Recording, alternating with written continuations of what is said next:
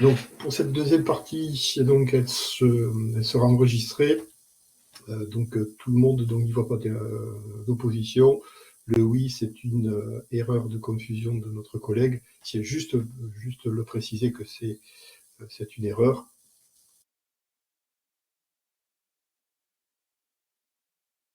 Voilà, le micro pour nous le dire, pour l'enregistrement. Ça me permet d'avoir une preuve que l'autorisation s'est faite. Voilà, parfait. Oui, c'est bien. Il manque 2 collègues, donc dès qu'ils seront là, je leur poserai aussi la question, si elles ne s'opposent pas. Et donc, on va pouvoir débuter donc, la deuxième partie avec le partage ici. C'est bon.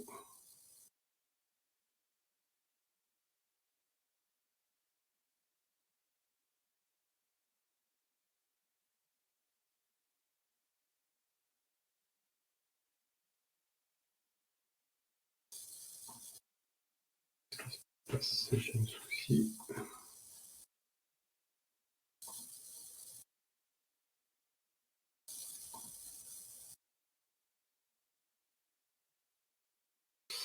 L'utilisation en capture doit être accordée.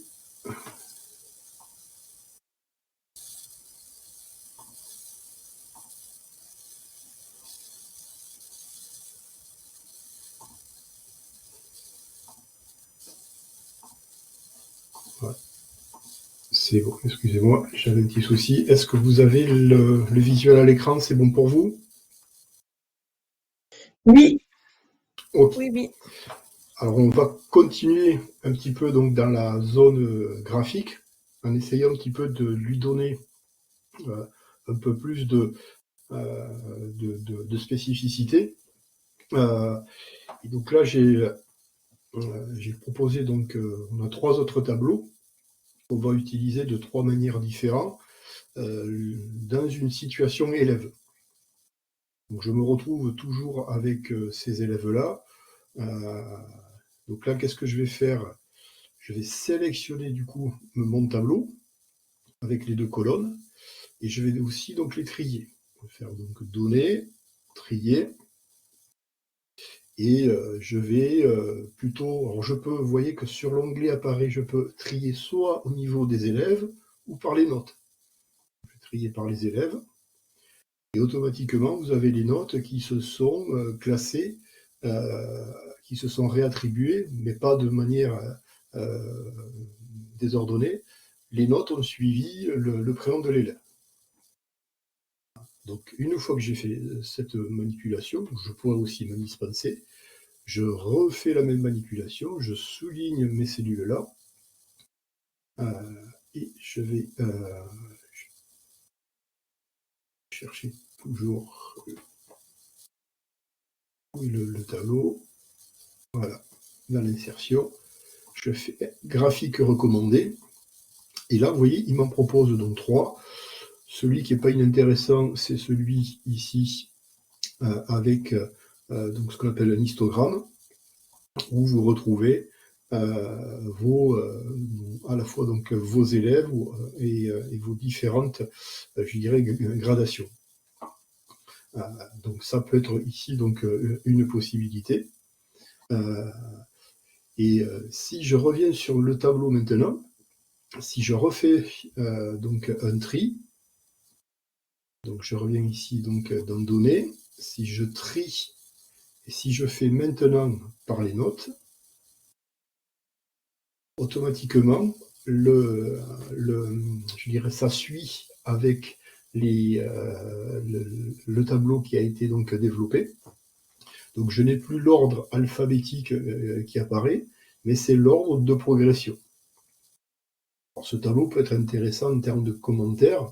Du coup, vous pouvez avoir dans quelle zone vous avez plus d'élèves, et dans quelle zone c'est plutôt perfectible, ou dans quelle zone c'est plus en réussite. Donc là, on a quelque chose donc, qui est progressif. Donc, première possibilité, donc ce tableau-là.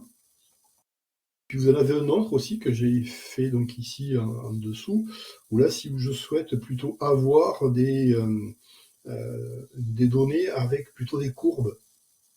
Donc là, j'ai des histogrammes. Donc si je veux faire comme on a fait tout à l'heure, si je veux un petit peu enrichir mon tableau, je peux lui mettre une première ligne ici, accueil, mettons, je vais le faire en vert foncé. Je vais souligner les textes donc en blanc, je vais centrer. Puis après, je vais garder toujours ce système des 3 couleurs graduelles. Je vais prendre la première très claire, pour le CCF écrit, la deuxième qui va être un petit peu plus soutenue, et la troisième qui est encore un petit peu plus soutenue. Donc du coup, vous avez un tableau qui visuellement est attractif. Et comme on a fait tout à l'heure aussi, je peux aller sur le côté, ici, sur les cellules, clic droit, hauteur de cellule, un petit peu plus important. Je veux aussi remettre un petit peu d'ordre et centrer tout ça. Je ressouligne mon tableau, et je centre ici les valeurs pour que tout soit au milieu des cellules. J'ai mon tableau. Si je veux maintenant lui associer dessous un graphique, je vais faire comme on a fait tout à l'heure. Je peux créer une zone de diffusion, c'est-à-dire en fait, je vais fusionner toutes ces cellules-là. Je pourrais éventuellement lui mettre aussi un fond coloré. Et là, qu'est-ce que je fais? Je fais ici, je sélectionne mon tableau, insertion, graphique recommandé. Et là, je vais prendre plutôt les courbes ici. Et je fais OK. Et j'ai mon tableau qui est ici. Si le titre, j'en ai pas besoin, je peux le supprimer. Supprimer ici. Donc j'ai une place un petit peu plus importante. Et je viens mettre ici mon tableau. Alors je vais pouvoir l'adapter à la zone. Tout à l'heure, j'avais modifié les lignes, mais je peux aussi forcer le tableau. Et si je veux maintenant, si ces couleurs ne me plaisent pas, je peux les changer. C'est-à-dire que je vais cliquer ici sur la ligne et je vais pouvoir ici, vous voyez, au niveau du remplissage, je peux lui changer la couleur. Si je veux plutôt le vert, ça va pas briller. Sur le contour. Voilà. Et je peux changer les données. Si je veux aller un petit peu plus loin aussi, si je veux, j'ai la possibilité, je dis, mais pourquoi il me propose de 0 à 16? Moi, je note de 0 jusqu'à 20, ça va pas, ça me convient pas, ça. Donc là, je vais ici sur cette zone ici, clic droit, et j'ai ce qu'on appelle mise en forme de l'axe. Donc je clique dessus ici. Il faut basculer de l'autre côté. J'espère que je ne vais pas trop vite. Je vais le faire 2 fois la manipulation. Le minimum c'est 0 et moi le maximum, je veux que ça apparaisse jusqu'à 20.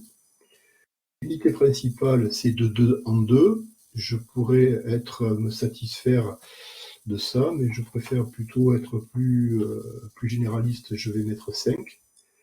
Vous voyez, j'ai plutôt, qu'est-ce qui apparaît? J'ai 0, 5, 10, 15 et 20. Je refais la manipulation pour ceux qui souhaitent le revoir. Je vais fermer ici. Si cette échelle ici de valeur, je clique sur l'image et je vais chercher la zone ici de valeur. Donc, je refais une manip, ça a sauté ici. Voilà, je suis là. J'arrive pas à la prendre. Des fois, c'est un peu sensible. Donc, clic droit, mise en forme de l'axe. Vous avez à l'autre bout de la page un tableau qui s'ouvre. Et si vous voulez plutôt un tableau maintenant plus précis, au lieu d'avoir une unité principale de 55, si je mets de 1, je vais avoir les notes de 0 jusqu'à 1, vous allez voir, et ça va être un petit peu plus désordonné, quoi. Alors, soit il faudrait agrandir le tableau pour qu'il soit plus visible. Donc, je vais revenir sur ce que j'avais fait. Mise en forme de l'axe, et je reviens ici à 5. Pour avoir plus de valeur. Si je veux lui donner un peu plus de peps, comme on a vu tout à l'heure, je vais ici dans création graphique en partie haute, et je peux lui donner des valeurs ici avec un relief un peu plus intéressant. Il n'y a pas d'autres possibilités. Mettons, je peux prendre mettons celui-ci, où j'ai les courbes qui sont un petit peu plus donc en relief, où je peux prendre le noir, si ça vous préfère.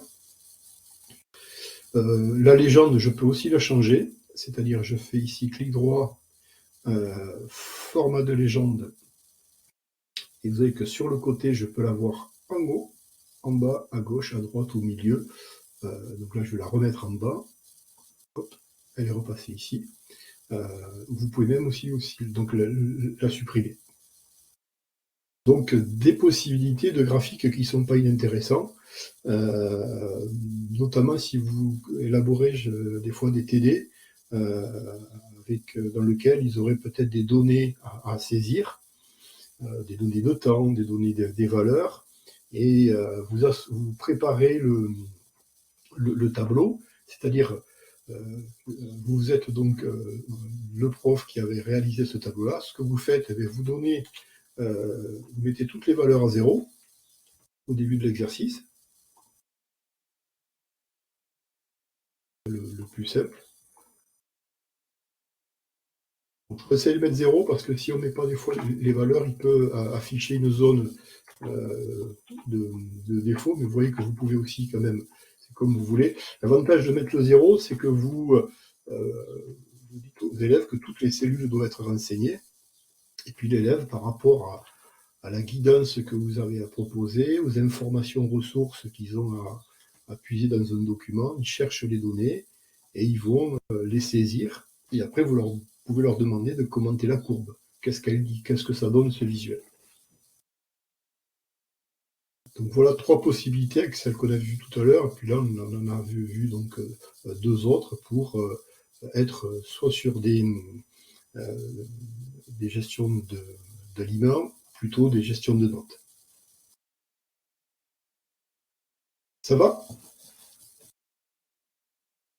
Alors, après, une autre possibilité de travailler des tableaux, donc du coup, là, sans graphique, mais plutôt pour faire, j'allais dire, de la gestion de données. Et je vais, ce qu'on appelle intégrer des filtres. Alors pour ça, il va falloir que je revienne donc ici. Donc j'ai mon tableau ici, vous le voyez, il y a marqué élèves 2019, 2020, 2021. Et j'ai le nombre d'élèves qui ont constitué les cohortes sur ces 3 années. Comme on l'a vu encore, je peux retravailler ce document-là, je vais le recentrer. Bon, c'est pas possible. Enfin, ça, c'est de la mise en forme, si je puis dire.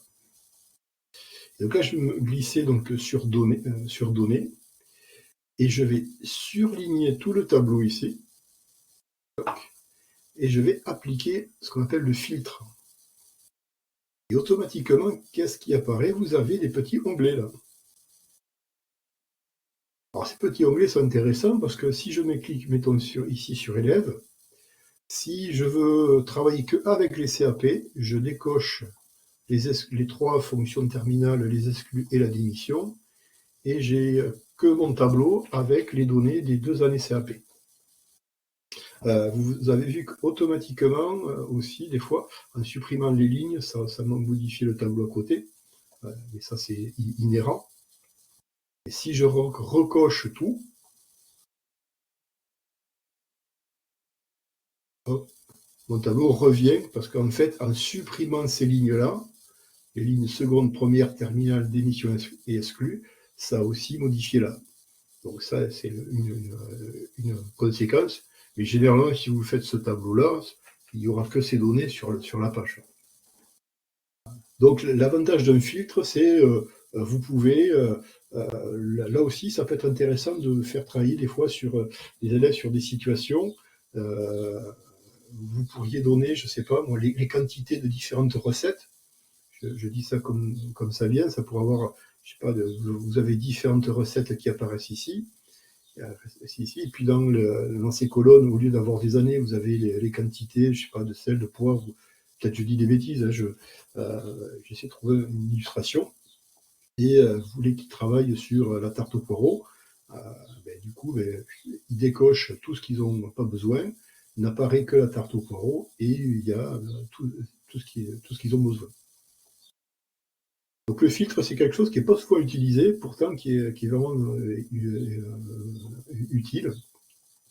Donc c'est une possibilité de faire de la gestion de données, à la fois pour vous, mais aussi, je pense, à mon avis, pédagogiquement, vous devez peut-être trouver des applications dans l'exemple que j'ai donné. Ça va? C'est pas trop vite? Non, très bien.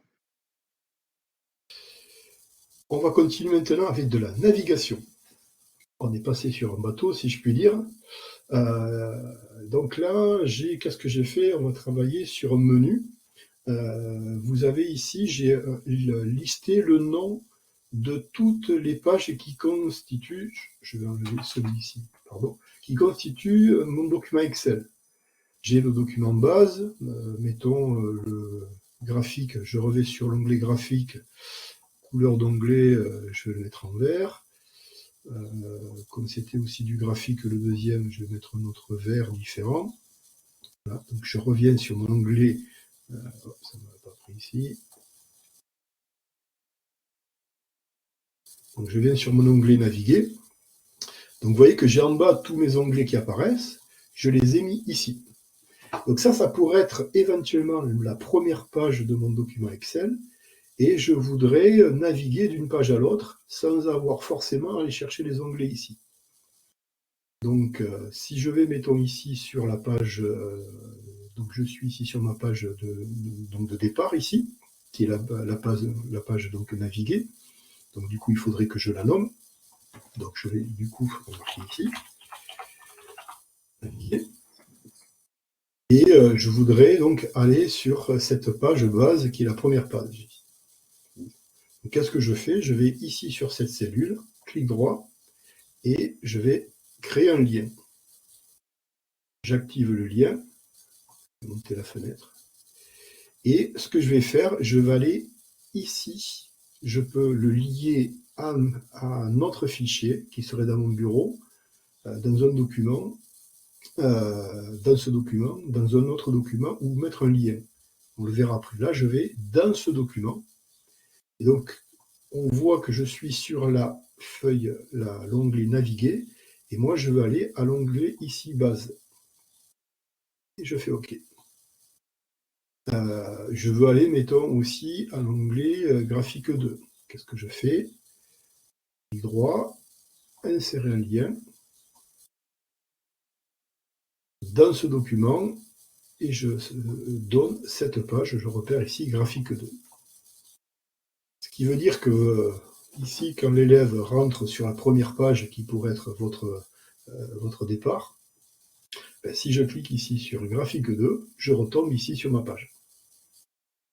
Du coup, vous pouvez me dire, ouais, c'est sympa, mais moi, je voudrais revenir sur l'autre maintenant.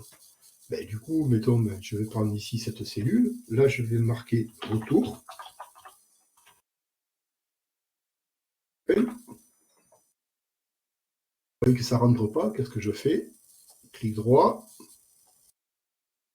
format de cellule, alignement, et renvoyer automatiquement la page. Donc, si ça ne me convient pas encore, on peut un petit peu le centrer et diminuer la police pour que ça passe mieux. Du coup, là, qu'est-ce que je fais à nouveau? Clic droit, le lien dans ce document, et là, je veux revenir à naviguer. Donc là, si je clique ici, je reviens à mon accueil. Alors, vous allez me dire, ouais, c'est sympa, mais l'onglet naviguer, il est en 6e position. Mais c'est pas grave, ici, je peux le redéplacer au début, ici. C'est-à-dire que quand l'élève va ouvrir son fichier Excel, il va tomber sur la première page. Les liens ne se sont pas dépassés pour autant. Je reviens ici, et retour accueil. Si vous faites ce genre de choses, que je vous conseille, la première page, il faut qu'elle soit flashy. Alors pour ça, ce que je vous conseille, c'est vous allez ici, là, ça va sélectionner tout le document et vous mettez une couleur foncée là, quelque chose qui pète bien. Du coup, les lettres n'apparaissent pas forcément, mais du coup, ça c'est pas grave. Je vais mettre un petit fond ici, bleu et autres. Et du coup, vous avez presque comme si c'était une petite interface web, sauf qu'il est sur Excel. Donc n'hésitez pas à aller chercher des supports foncés, c'est ce qui donne plus de peps. Donc les liens sont toujours actifs. Et ce qu'on peut faire aussi, on peut faire des choses encore un peu plus sympas, je peux jouer avec les images. C'est-à-dire que si c'est ma première page de mon cours, dans lequel il y a des données, je vais me mettre ici sur une cellule, à peu près par là, je fais insertion, une image, donc je vais sur mon appareil, et je vais chercher, mettons, le logo email. Hop, je le mets là. Donc, il apparaît ici. Petite astuce aussi, si le carré blanc, là, vous trouvez ça que c'est pas top, là, effectivement, je clique sur l'image ici. Et vous avez ici, là, deux petites fonctionnalités. C'est ici, où je peux prendre, vous avez tout en bas le petit pinceau, là. Je le remontre. Hein. J'ai mon image ici, je clique sur l'image, je vais sur le soleil, et tout en bas, j'ai le petit pinceau ici, où je peux mettre des possibilités de transparence, des fois, si je veux, au niveau donc, de l'image. Donc, voilà. Oh, pardon, il est ici, couleur en transparence, hop, et là. Donc, par contre, des fois, voilà ce que ça donne. Des fois, c'est donc, c'est pas très top. Donc, on va rester sur cette image-là. Donc, j'ai inséré mon image. Par contre, je vais faire la même chose. Je vais faire ici, clic droit, un lien. Sauf que là, je vais faire adresse courriel. Je me mets ici mon adresse courriel. Et alors, la mienne était déjà intégrée, mais vous pouvez commencer à l'écrire. Et vous voyez qu'il se met automatiquement Mailetto. Ça, vous ne le bougez pas. Vous remettez votre adresse.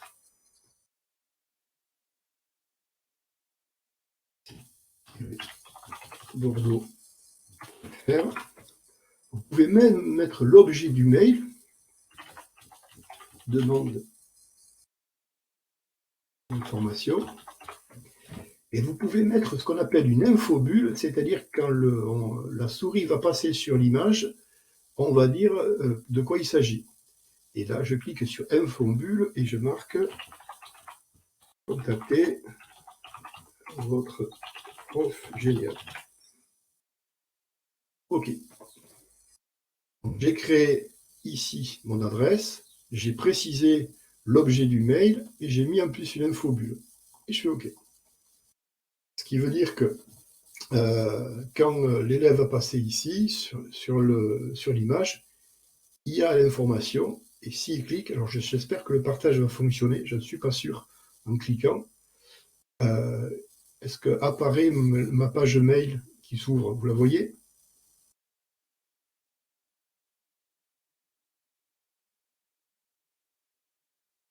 Non, on voit l'écran Ouais, c'est noir. ça. Et en tout cas, donc, si vous faites ces manipulations, là, vous avez toujours vous avez automatiquement une fenêtre qui s'ouvre et vous tombez sur votre système de messagerie où l'élève donc peut vous envoyer un message à l'adresse qui sera indiquée. Donc là, vous avez la possibilité donc de créer un menu et avec les liens ici, vous pouvez vous déplacer dans différentes pages. Mais vous pourriez aussi, ici, je vais faire donc insertion image. Hop. Je vais prendre, mettons, ici cette image-là. Je vais la mettre là.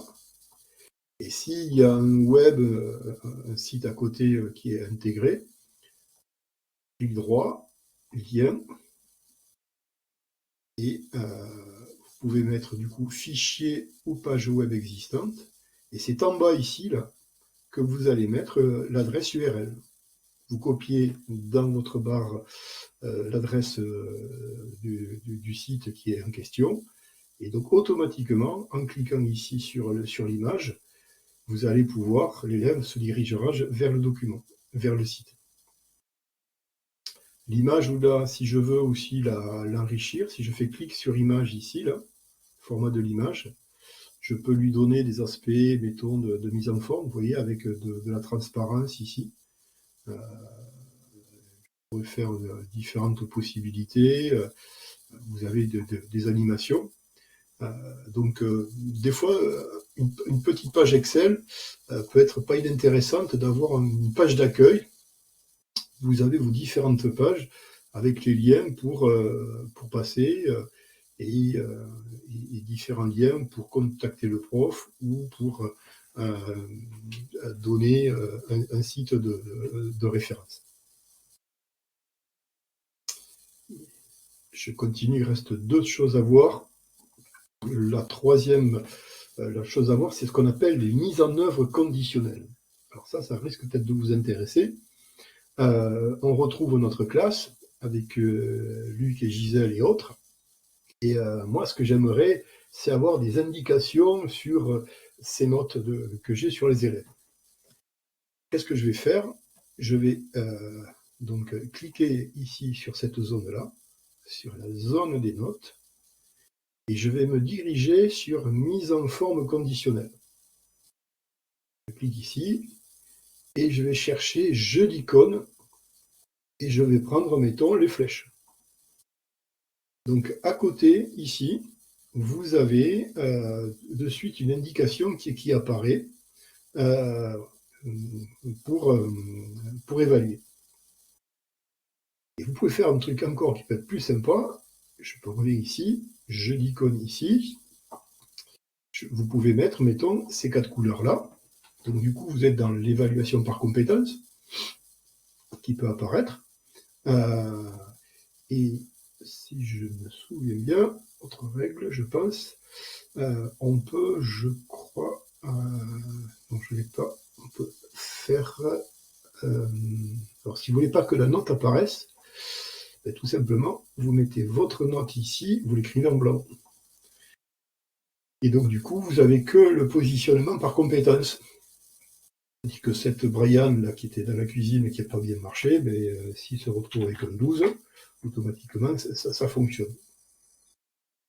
Donc vous avez cette possibilité d'avoir donc des mises en forme conditionnelles par des icônes. Mais ça peut être plus sympa aussi, de toute manière.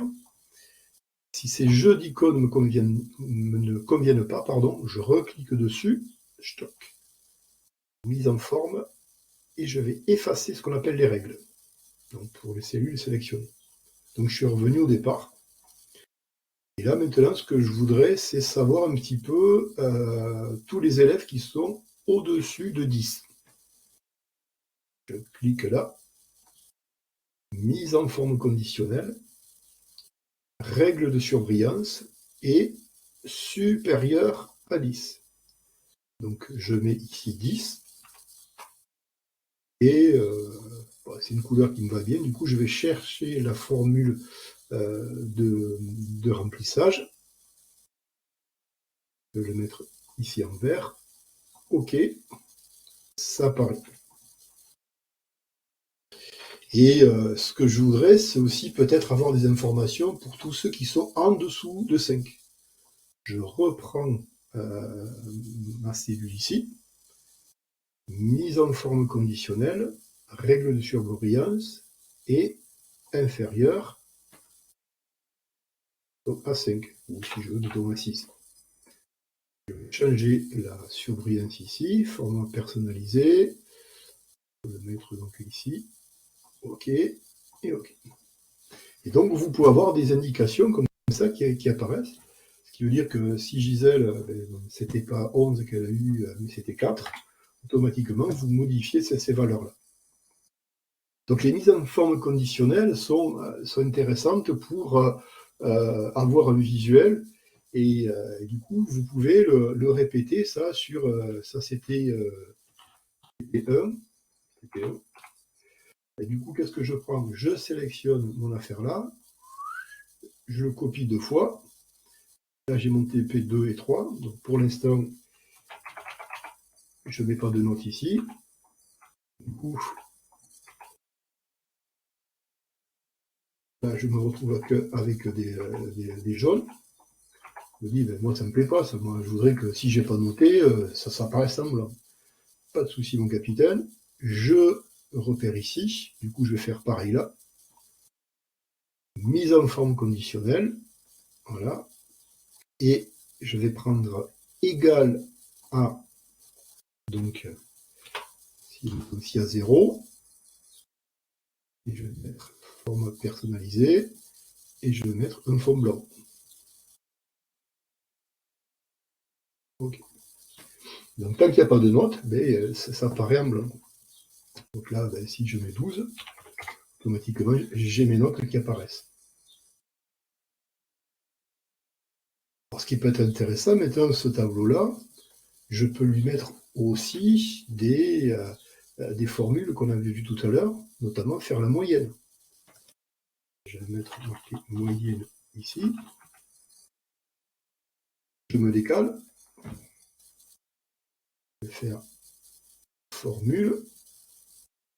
Alors, soit vous cherchez dans mathématiques, hein, vous allez trouver au bout d'un moment moyenne ici. Je vais louper. Donc qu'elle ne soit pas dans les mathématiques.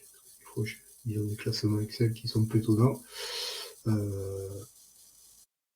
C'est pas grave. Je la retrouve ici dans les dernières utilisées. Si vous ne la retrouvez pas, c'est pas bien grave. Vous remettez sur la cellule, vous cliquez sur le petit FX ici. Si vous retapez moyenne, elle va être donc, elle apparaît ici dans les dernières récentes. Il me sélectionne du C17 jusqu'au C19. Moi, ça ne me convient pas, mais admettons que je fasse l'erreur, que je valide, hop, ici. Je vérifie, je vais sur ma cellule ici, là, et je remonte ici dans la zone ici, dans la barre ici, où il y a le égal et autres. Et le petit carré bleu qu'il y a ici, là, pour ne pas fausser ma moyenne, je peux le modifier, ou je peux modifier mon lettrage ici. Ça ne s'arrête pas au C19 ou au C18. Je peux faire aussi, je déplace la cellule et j'ai l'autre qui apparaît ici. Si le 10, 0, 833 ne me convient pas, je clique sur les deux, clic droit, format de cellule, et je vais aller dans les nombres, et je vais ici dans le nombre, et je vais mettre que un chiffre après la virgule. Donc vous pouvez après modifier toutes vos données, vous avez toutes vos valeurs qui changent. Une autre aussi formule qui peut être utilisée, qu'on appelle la formule nombre-valeur, c'est-à-dire que vous avez un tableau, là j'ai saisi des moyennes. Mais des fois, vous voudrez savoir combien de là-dedans, est-ce que je vais enlever des valeurs ici. Du coup, il y en a combien d'élèves qui ont répondu. Et c'est la fonction nombre-valeur qui vaut. Donc, je me mets ici, là, fx. Je commence à taper nombre mv_val. Lui propose de H18 à H23. On le voit ici. Donc là, je vais le modifier. Je vais plutôt être sur du H7. Je ne sais pas s'il va le prendre comme ça jusqu'au H18. Okay. Donc là, pour l'instant, j'ai 8 élèves j'ai les notes pour 8 élèves.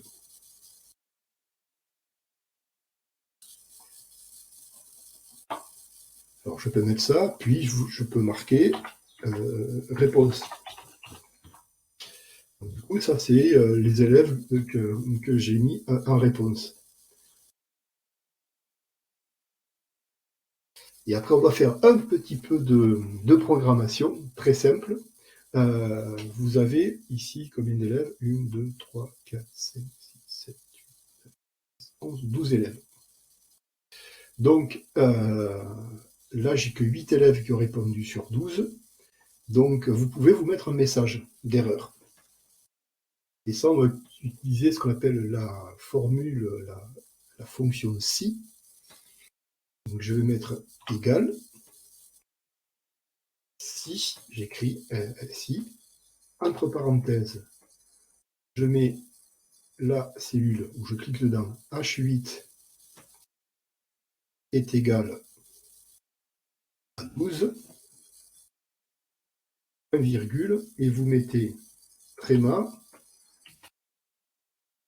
correct. Ferme le tréma. Hop. Point virgule.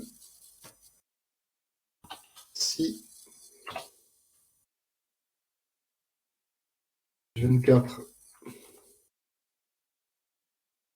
donc là je vais donc à 13, virgule, le tréma, erreur. On ferme le tréma. Et là, comme j'ai deux si, je vais finir avec deux parenthèses, 1 et 2. Donc là, j'ai donc faux, parce que ce que j'ai mis supérieur à 13. Donc là, si je commence à mettre les notes ici, je monte à 9, j'arrive à 10, à 15, et j'arrive à 10, et j'ai le message correct qui apparaît. Je me suis trompé dans l'écriture ici, dans le message-ci, c'était pas ce signe qu'il fallait mettre, mais c'était celui-ci, j'inverse, pas de souci. Bon.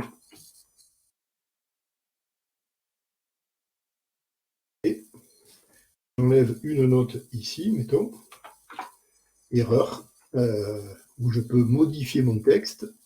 Au lieu de mettre erreur, nombre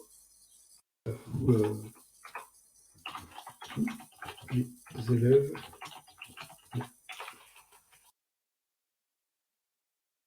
sont encore évalués.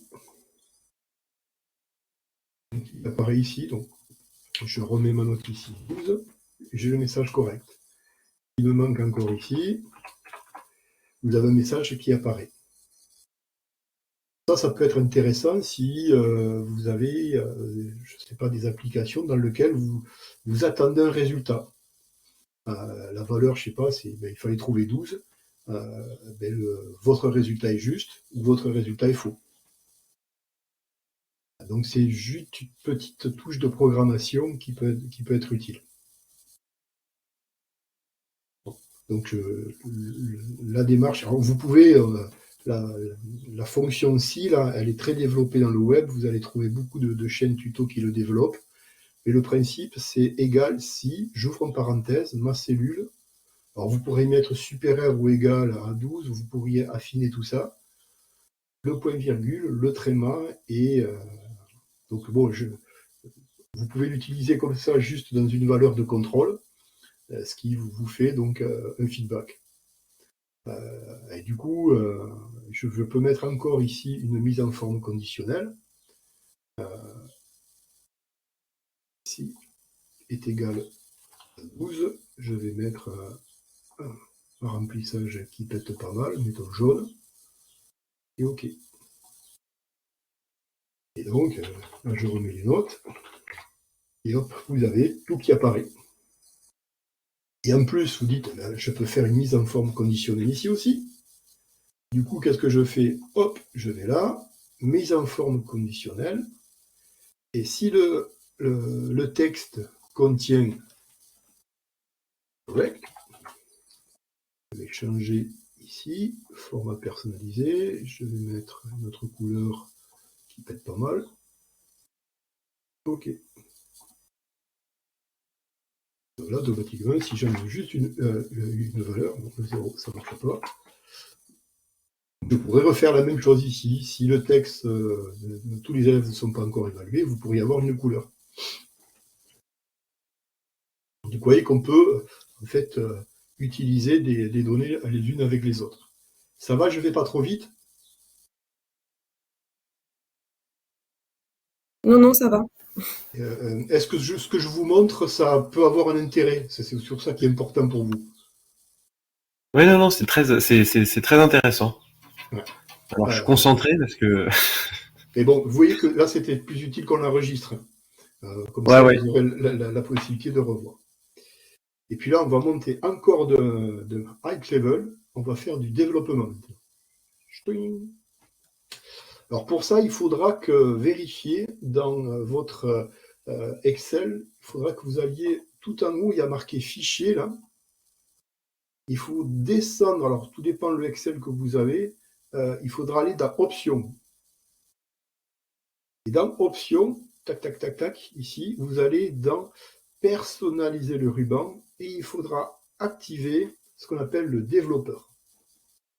Par défaut, il est rarement activé, donc il suffit de cocher hein, et vous allez donc avoir le développeur qui apparaît. Donc vous le voyez moi en haut sur ma liste. Peut-être vous l'avez activé. S'il n'y est pas, il faut faire cette petite démarche-là. Alors qu'est-ce qu'on peut faire avec cette affaire-là du développeur? Donc j'avais... Il n'est pas passé là. Ici. Donc je vais mettre sur notre... je vais rester sur cette page-là, c'est pas grave. Qu'est-ce que je peux faire là? Vous allez voir que si je vais dans développeur ici, je vais prendre la fonction insérer. Hop. Et dans insérer, on va en utiliser deux. Je vais créer ce qu'on appelle des menus déroulants. Donc je vais ici et je crée mon menu déroulant ici. Je le veux par là. Et donc qu'est-ce que je veux faire maintenant? Je voudrais avoir le menu déroulant de mes élèves. Donc clic droit, format de contrôle. Vous avez une fenêtre qui s'ouvre. Alors là, t'as pas bien joué, Galant, parce que ça, c'est pas sympa comme visuel. Attendez, je vais annuler ça pour que ça soit plus visible pour vous. Clic droit, format de cellule. J'ai la cellule ici qui apparaît et je vais chercher ma plage de sélection. Ma plage de sélection, ce sont mes élèves. Donc je clique ici sur la petite flèche. Je sélectionne tout ça. Pof.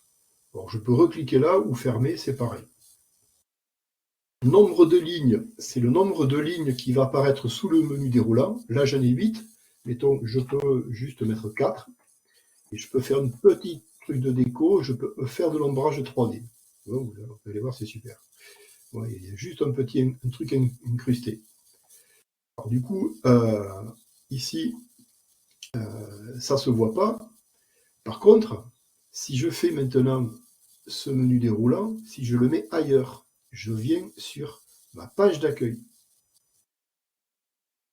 Je refais la même chose, insérer, menu déroulant, je le mets là. Clic droit, format de contrôle. Donc là, je clique toujours sur le même endroit, mais qu'est-ce qu'il y a? Je vais chercher dans l'onglet développeur, donc dans une autre page où j'étais tout à l'heure. Je fais ça ici. Vous voyez qu'elle vous a suivi, elle a été sympa, elle n'est pas restée sur la première page, elle vous a suivi, et je referme. Je mets ici, voilà, et je fais OK. Donc du coup ici, si je clique ici, je retrouve mes élèves. Donc j'ai créé un petit truc, donc c'est sympa qui apparaît comme ça. Alors, et l'avantage, c'est que ce menu déroulant, vous pouvez le mettre où vous voulez. Mais vous pouvez faire un petit peu mieux. Vous pourriez mettre ce menu déroulant qui est ici. Je vais le mettre là. Ici. Et dans la première page ici, le menu, quand je vais cliquer ici, mettons sur Édouard, je voudrais ici, mettons, ce document. Okay.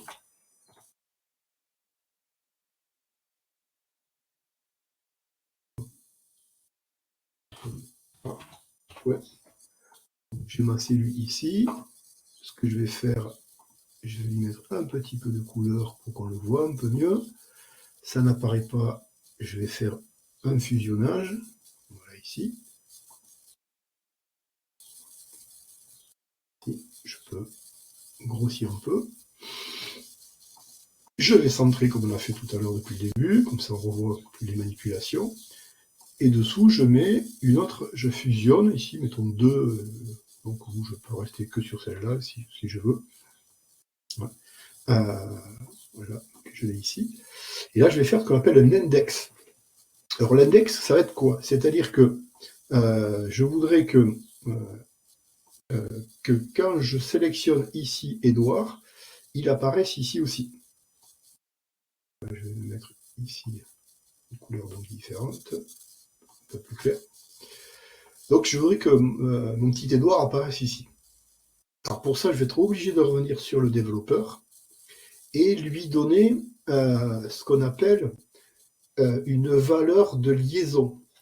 Alors ce que je vous conseille, si vous faites ça, vous mettez sur votre document ici votre plage d'élèves qui est là, ici, et à côté, vous mettez une cellule de couleur qui va être votre cellule de liaison. Donc, je reviens sur ma page ici. Donc, je vais supprimer, je vais refaire la manipulation. Développeur, insérer, menu déroulant, je le mets ici. Clic droit, format de contrôle. Vous voyez que la fenêtre s'ouvre sur cette page, mais moi je ne veux pas aller sur cette page. Donc je clique ici et je change de page. Vous retrouvez votre fenêtre donc ici. Et là, qu'est-ce que je fais? Je vais chercher la liste des élèves. OK. Sauf que là, je vais mettre la cellule liée qui va être celle-là. Là. Donc la cellule liée, c'est, donc je me mets ici, là, développeur, pardon, et elle est là. Donc vous aurez tout le loisir de revoir sur la vidéo la manipulation. Je fais deux fois, une fois ma ligne d'ici, et là c'est ma cellule qui va permettre de faire la connexion. Vous allez voir avec quoi. Et je fais OK. Là, pour l'instant, je suis toujours pareil. Maintenant, je vais mettre sur cette cellule-là, ici. Je vais revenir ici au niveau de l'accueil, ici, formule. Alors, soit je tape ici et vous allez commencer les premières lettres, ça s'appelle index. Vous voyez que moi je l'ai déjà là, index. Et vous reprenez le même schéma. Vous prenez la première ligne, vous pourriez prendre la deuxième, ça fonctionnerait pareil aussi, mais gardez sur la première, OK, et vous retrouvez la même logique. Donc je clique sur l'image là, je vais sur développeur, je reprends ma cellule d'élève, OK, et je reprends ma cellule liée. Hop, là j'ai fait une petite manip, erreur, je refais. Index, OK, on envoie ligne, OK. La matrice, je vais la chercher là. OK. Et la cellule liée, elle va être ici. J'ai repris cette cellule, donc A6. OK. Et vous voyez que maintenant, si je clique ici sur Jules, il apparaît ici aussi. Donc, ce qui vous permet d'avoir un document éventuellement qui est visible ou qui n'apparaît pas, vous pouvez avoir comme ça une manipulation externe qui ne se voit pas ou qui pourrait être sur notre document et et vous avez le nom de l'élève qui apparaît ici. Et c'est tout bêtement à cause de cette petite cellule liée. Cette cellule liée fait le lien entre la zone d'indexation qu'il y a ici et la zone de sélection qu'il y a là. Et donc, le développeur ici, il y a plusieurs possibilités que vous pouvez exploiter aussi. Vous avez ici l'avant-dernier, la zone de liste ici. C'est-à-dire, je vais créer une zone de liste ici. Format de contrôle. Je clique ici. Et je vais revenir ici dans le volet 2, où j'avais tous mes produits qui étaient là. Chou-fleur. OK. OK.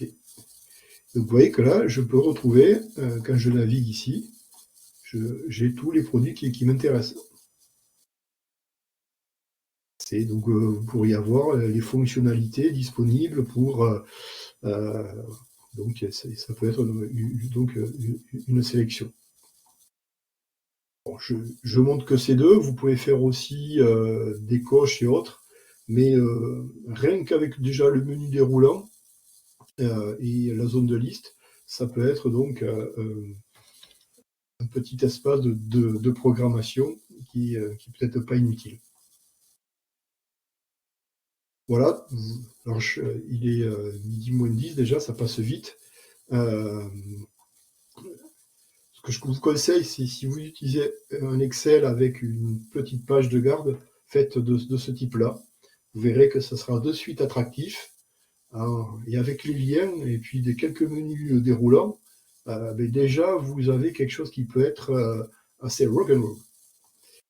Voilà, puis donc écoutez, je vais arrêter ici le partage, revenir ici. Pour pas trop charger la vidéo, je vais arrêter le partage, à moins que comme ça ne durera que 52 minutes. Je peux poser que j'ai pas montré, qui pourrait être utile. Je pense que pour vous qui faites la cuisine, à mon avis, ça serait pas inintéressant. Partager. Vous le voyez à l'écran là, le document. Vous pourriez faire ce qu'on appelle aussi tout ce qui peut être un graphique par secteur. C'est-à-dire que, je sais pas, il y a... j'ai changé parce que j'avais protégé la feuille. Du coup, ça ne marche pas. Je vais prendre une autre qui n'était pas trop chargée. Je vais revenir ici sur la base. Mettons pour faire une tarte, je sais pas, n'importe quoi. Il y a l'étape 1, l'étape 2. Vous voyez que si je mets 2, là, si je commence, je crois que si je l'essaye, il doit pouvoir me donner la suite. Voilà, donc j'ai 6 étapes. La première étape représente 15% du temps, la deuxième 5%. Donc on y a 20. La deuxième va être ici. Donc là, 30, 50, 55. Ici, c'est bon. Et là, je vais mettre 10.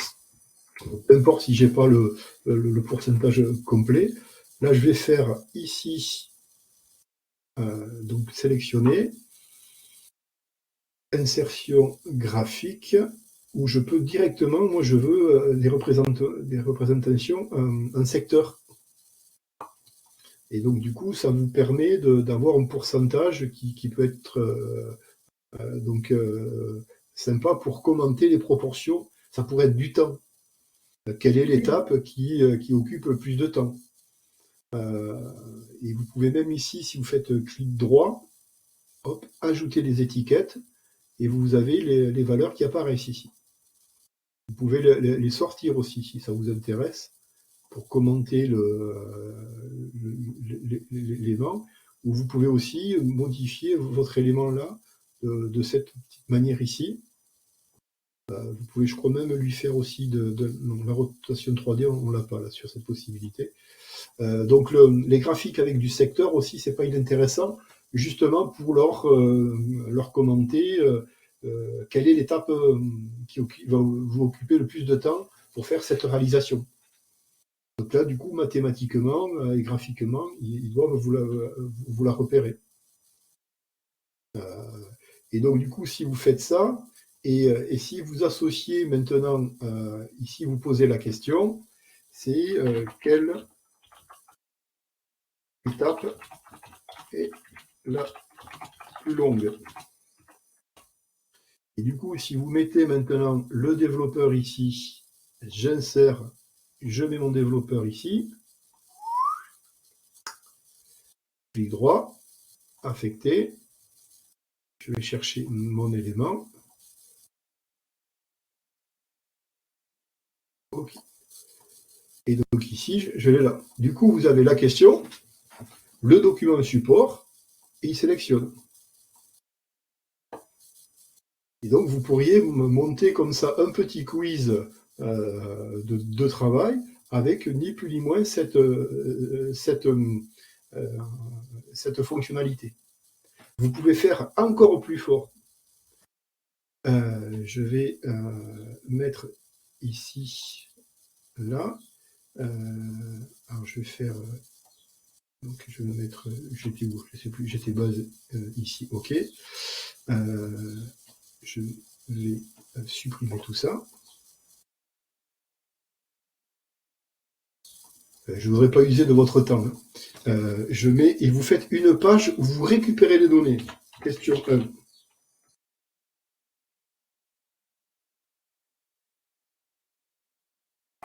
Et c'est là que l'index va être utile. Du coup, là, vous avez la question 1, vous avez la question 2. C'est ce document qu'ils vont imprimer, qui vont vous envoyer par mail. Donc, je sais plus où j'avais mis ma question.